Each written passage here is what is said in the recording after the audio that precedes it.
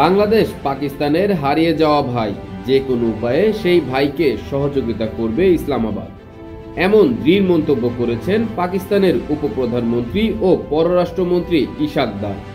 বৃহস্পতিবার রাজধানী ইসলামাবাদে এক সংবাদ সম্মেলনে ইশাক দার এই মন্তব্য করেছেন বলে জানিয়েছেন দেশটির ইংরেজি দৈনিক মিনিট মিরর। পাকিস্তানের কূটনৈতিক বিচ্ছিন্নতা 1 বছরের মধ্যে শেষ হয়েছে বলেও সংবাদ সম্মেলনে মন্তব্য করেছেন ইশাক দার। তিনি বলেন, আমাদের পররাষ্ট্র দপ্তর বলেছে আমরা অর্থনৈতিক কূটনীতি অনুসরণ করব। ঢাকা সফরের পরিকল্পনার কথা জানিয়ে পাকিস্তানের এই মন্ত্রী বাংলাদেশকে সহযোগিতার মূল অংশীদার হিসেবে বর্ণনা করেছেন। ছাত্র জনতার আন্দোলনের মুখে গেল 5 আগস্ট শেখ হাসিনার নেতৃত্বাধীন সরকারের পতনের পর থেকেই বাংলাদেশের সঙ্গে সম্পর্ক উন্নয়নে নানা ধরনের পদক্ষেপ নেয়ার ঘোষণা দিয়েছে পাকিস্তান। এরই অংশ হিসেবে সম্প্রতি পাকিস্তানের দক্ষিণাঞ্চলীয় বন্দরনগরী করাচি থেকে একটি পণ্যবাহী জাহাজ সরাসরি চট্টগ্রাম বন্দরে নোঙর করেছে। 1971 সালের পর এটিই প্রথম কোনো পাকিস্তানি পণ্যবাহী জাহাজের বাংলাদেশের নোঙর করার ঘটনা।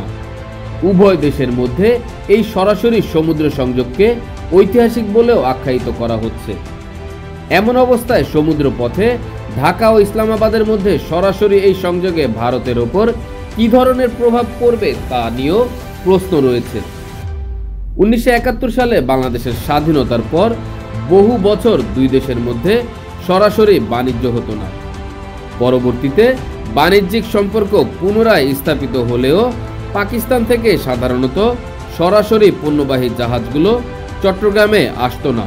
সে দেশের পণ্যবাহী জাহাজ প্রথমে শ্রীলঙ্কায় কন্টেইনার খালাস করত, এরপর জাহাজ বদল করে সেই সব বাংলাদেশে আসত।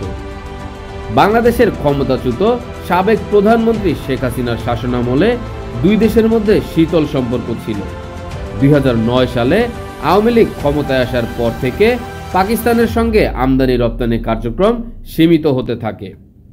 তখন নিরাপত্তার কারণ দেখিয়ে পাকিস্তান থেকে আমদানি করা অধিকাংশ পণ্য লাল তালিকাযুক্ত করে এনবিআর। অধ্যাপক ডক্টর মোহাম্মদ ইউনূসের নেতৃত্বাধীন অন্তর্বর্তীকালীন সরকার ক্ষমতায় আসার পর পাকিস্তানের অনুরোধে গেল 29 সেপ্টেম্বর লাল তালিকা থেকে মুক্ত হয়েছে দেশটির সব ধরনের পণ্য। তবে শুধু এক্ষেত্রেই নয়, বাংলাদেশ ও পাকিস্তানের সম্পর্ক উন্নয়নে আরও অনেক তৎপরতা দেখা যাচ্ছে। গেল বছরের সেপ্টেম্বরে জাতিসংঘে অধ্যাপক ইউনূস ও পাকিস্তানের প্রধানমন্ত্রী শেহবাজ শরীফের মধ্যে বৈঠকের ঘোষণায়ও উল্লেখ করা হয় যে দুই দেশই বিভিন্ন স্তরে পারস্পরিক সহযোগিতা জোরদার